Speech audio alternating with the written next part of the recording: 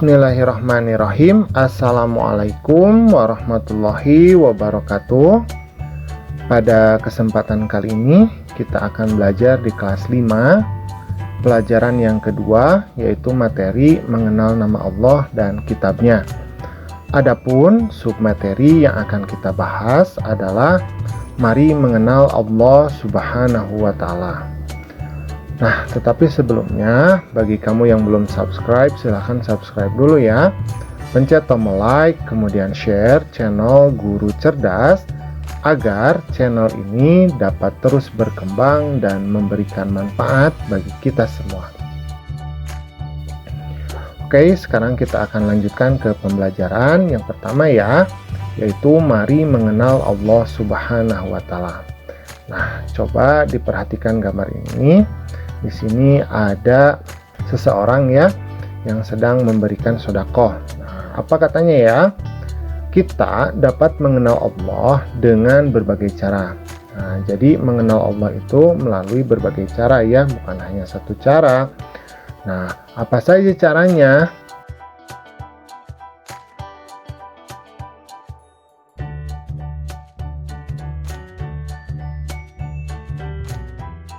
Jadi cara yang pertama adalah melalui ciptaannya.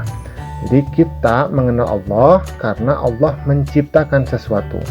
Nah, ciptaan Allah ini kita sebut sebagai makhluk. Ketika kita melihat bulan, ketika kita melihat bintang, bumi dan segala isinya, maka secara logika manusia akan memahami bahwa ada yang menciptakan. Nah, karena itu yang menciptakannya siapa? Pastinya yang menciptakan itu adalah Sang Pencipta atau Tuhan yang kita kenal sebagai Allah. Kemudian yang kedua adalah melalui Al-Quran.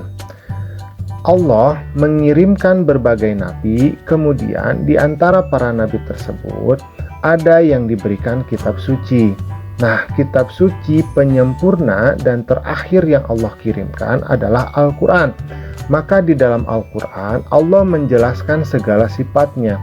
Allah itu Ar-Rahman, Allah itu Ar-Rahim ya.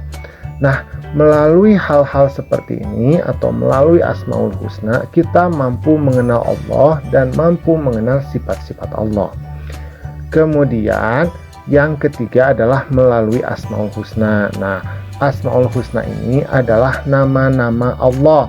Jadi ada 99 nama Allah. Jadi yang bisa kita ucapkan. Jadi kita boleh memanggil Allah dengan Ar-Rahim, misalkan dengan memanggil Allah dengan menyebut As-Somad misalkan. Nah, melalui Asmaul Husna ini kita mampu mengenal sifat-sifat Allah. Jadi mengenal Allah itu bisa kita lakukan dalam 3 cara. Yang pertama melalui ciptaannya, yang kedua melalui Al-Quran, yang ketiga adalah melalui Asmaul Husna. Nah, kemudian ini Bapak pengemisnya berbicara. Kata Bapak pengemisnya, Asmaul Husna adalah nama-nama yang menjelaskan sifat-sifat Allah yang indah lagi baik. Nah, jadi arti dari Asmaul Husna, Asma itu artinya nama, Husna artinya baik. Jadi Asmaul Husna artinya adalah nama-nama yang baik yang dimiliki atau yang menjelaskan sifat-sifat Allah. Kemudian sekarang kita akan mempelajari beberapa Asmaul Husna ya. Jadi tidak semuanya, hanya beberapa saja. Yang pertama adalah Al-Mumit.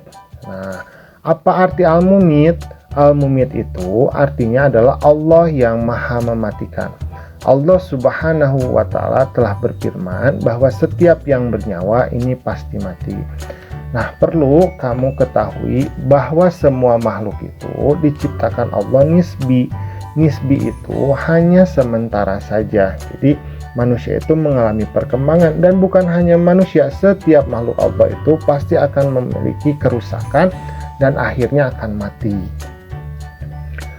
Kemudian sifat yang akan kita pelajari yang kedua adalah Al-Hayyu.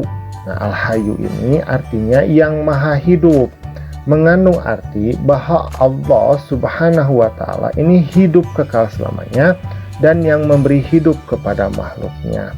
Nah, Allah sendiri adalah hidupnya itu kekal selamanya, jadi tidak akan pernah mati, dan Allah juga yang memberikan kehidupan kepada setiap makhluknya. Nah, misalkan kita sebagai manusia, dulu kita tidak ada, nah sekarang kita ada, kita menjadi hidup. Nah, ini karena sifat Allah yaitu Al-Hayyu. Kemudian ada Al-Qayyum.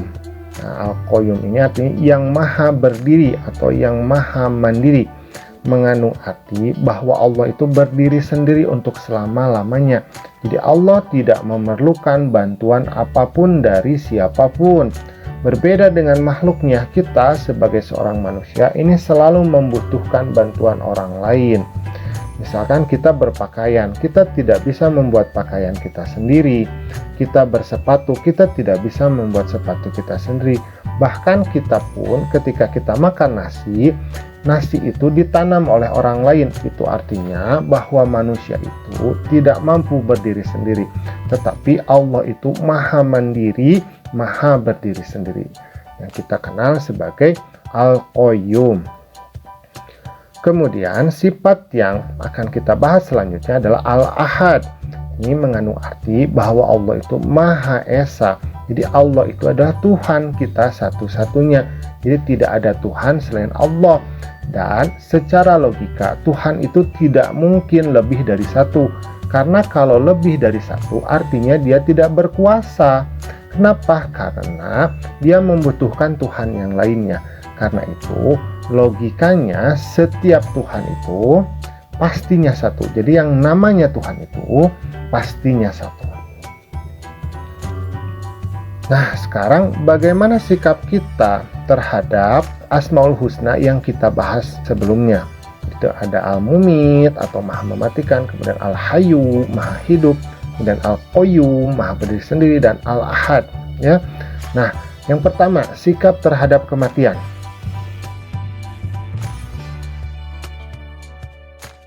Jadi kematian bukanlah sesuatu yang ditakuti, akan tetapi kematian adalah tangga menuju kebahagiaan abadi.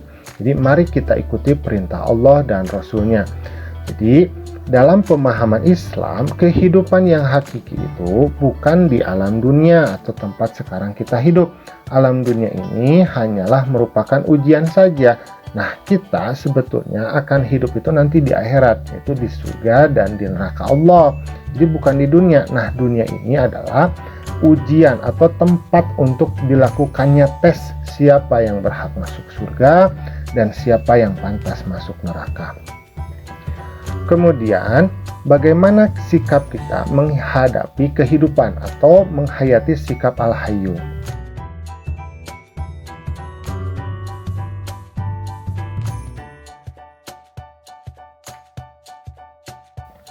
Jadi kita harus bersyukur terhadap kehidupan, memelihara kehidupan, dan mencari rezeki yang sudah disediakan oleh Allah. Jadi manusia itu tidak boleh ingin mati, justru dia itu harus ingin hidup, harus memperjuangkan kehidupannya. Bersyukur terhadap apa yang telah Allah berikan kepadanya, dengan belajar, dengan bekerja, ya, nah, seperti itu. Kemudian sikap terhadap kemandirian atau sikap terhadap Asmaul Husna Al-Qayyum. Nah, hidup tidak selalu bergantung kepada orang lain. Hidup harus punya semangat mandiri dalam segala situasi dan kondisi. Jadi kita tidak boleh menjadi parasit, ya. Parasit itu orang yang selalu menggantungkan hidupnya kepada orang lain, ya. Nah, kita tidak boleh, kita harus berdiri sendiri, mandi sendiri, makan sendiri. Apa yang bisa kita lakukan sendiri, itu kita lakukan. Terkecuali hal tersebut itu tidak mampu kita lakukan, maka kita memberikan kesempatan kepada orang yang lebih mampu. Nah, kemudian sikap terhadap keesaan Allah Subhanahu wa Ta'ala. Jadi ada beberapa hal. Yang paling utama adalah tidak menyekutukan Allah dengan sesuatu apapun. Senantiasa berdoa kepada Allah. Kita juga harus mandiri dalam berusaha. Nah, jadi yang pertama ini sangat penting sekali, ya. Jadi tidak boleh kita menyekutukan Allah dengan sesuatu apapun, menyembah selain Allah, ya. misalkan menyembah batu, menyembah berhala, atau memiliki jimat-jimat tertentu, ya, ini adalah dosa yang sangat besar. Kemudian kita juga harus selalu berdoa kepada Allah, dan kita juga harus mandiri dalam berusaha. Nah, alhamdulillah pembelajaran kita pada kesempatan kali ini sudah selesai. Semoga Allah senantiasa memberikan kepada kita hidayahnya untuk selalu mengingat kepadanya. Assalamualaikum.